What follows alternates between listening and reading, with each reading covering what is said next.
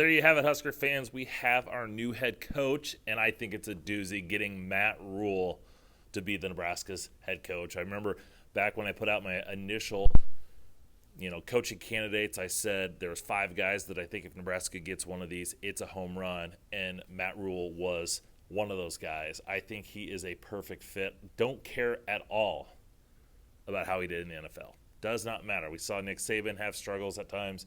I mean, he did much better than Matt Rhule. But Matt Rhule, I think, is an excellent home run hire for Nebraska. And I think it fits. When Trev Alberts talked about what type of coach he wanted, he talked about a developmental coach.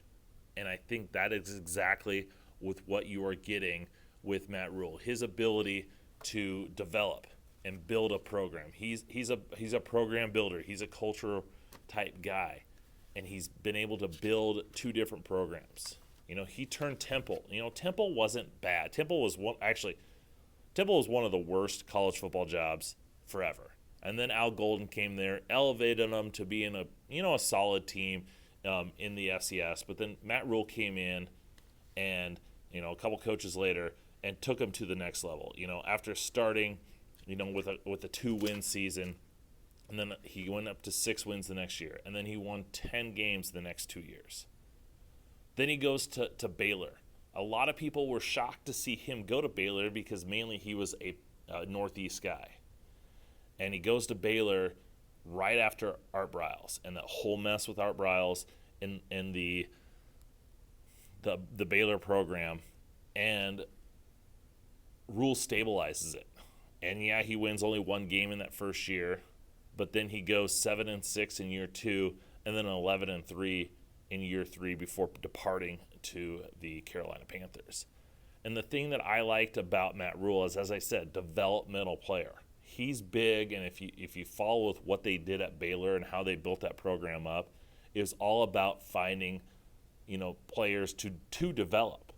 He didn't go out and just say, "Oh, this is a sweet player, let's take him. This is a sweet player, let's take him." He had certain size, speed, length type requirements. He wanted guys that were a certain size.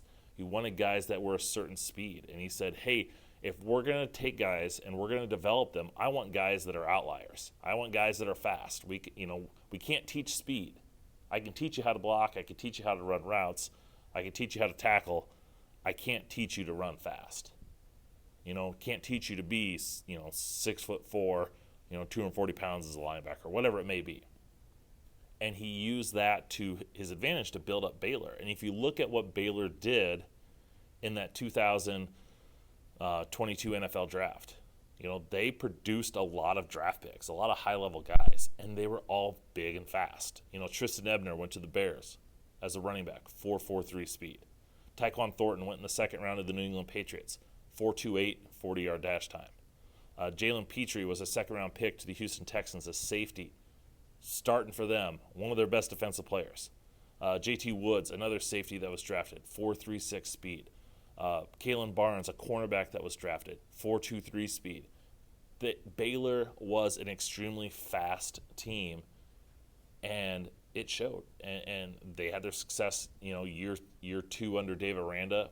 Those were all guys that were picked and recruited by Matt Rhule. And his ability to identify talent to be developed and then to develop those guys, I think says a lot. And offensively, I think, here's a guy who I think runs a system that can thrive in the Big Ten.